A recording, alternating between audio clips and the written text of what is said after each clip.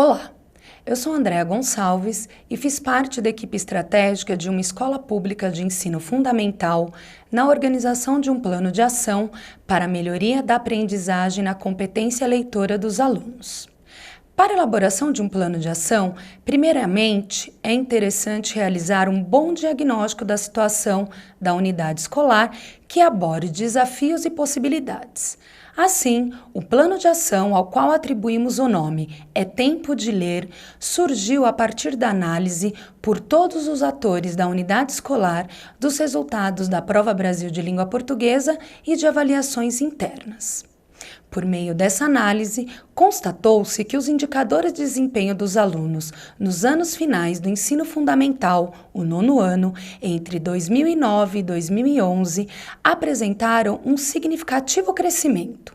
Contudo, o rendimento nas avaliações internas do ano de 2014, os alunos desse mesmo ano apresentaram rendimento não satisfatório nessa disciplina.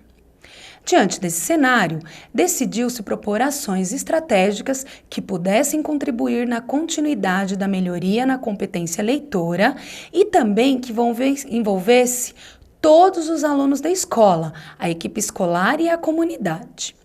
Após esse diagnóstico, organizou-se a equipe estratégica, formada pelos gestores, docentes, funcionários e representantes dos órgãos colegiados, como a Associação de Pais e Mestres, Conselho Escolar, Grêmio Estudantil e de organizações não governamentais existentes no entorno da escola.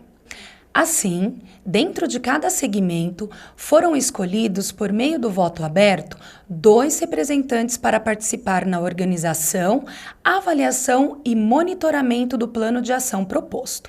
O próximo passo foi organizar os macrocampos de ação, que foi realizado após 3 reuniões de pesquisa e estudo com a equipe estratégica e organizada de forma sistêmica.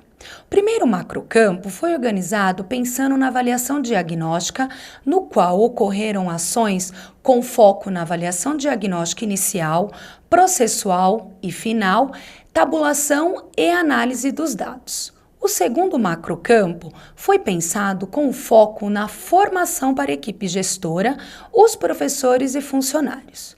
O terceiro macrocampo foi organizado por meio de ações pedagógicas junto ao Grêmio Estudantil, acompanhamento em sala de aula e feedback, gestão de materiais e ambientes, mobilização da comunidade escolar, ações com as ONGs, realização de atividades extracurriculares e elaboração de um evento literário. Após essa delimitação, o passo seguinte foi organizar um responsável da equipe estratégica para cada macrocampo, para que, em grupos menores, organizassem as ações mais detalhadas dentro de um determinado período, acompanhado por instrumentos avaliativos e verificada por indicadores. Para compreender melhor como foram organizadas essas ações detalhadas, vou dar um exemplo do macrocampo avaliação diagnóstica. A primeira etapa foi a elaboração das atividades avaliativas com base nos descritores de leitura da Prova Brasil dos anos finais e nas orientações curriculares do município de língua portuguesa do Fundamental 2 com questões objetivas. A segunda etapa foi a aplicação das atividades avaliativas. A terceira etapa foi a aplicação das atividades avaliativas substitutivas para os alunos que faltaram na data anterior. E a quarta etapa, a correção das atividades avaliativas feita com base nos descritores de língua portuguesa. Os instrumentos de avaliação utilizados foram registro de atividades, planilhas de dados, fichas de acompanhamento, portfólios e trabalhos individuais e em grupos. E o indicador dessa ação, que todos os professores do nono ano produzissem atividades avaliativas que contemplassem os descritores de leitura e que todos os alunos do nono ano realizassem as avaliações diagnósticas.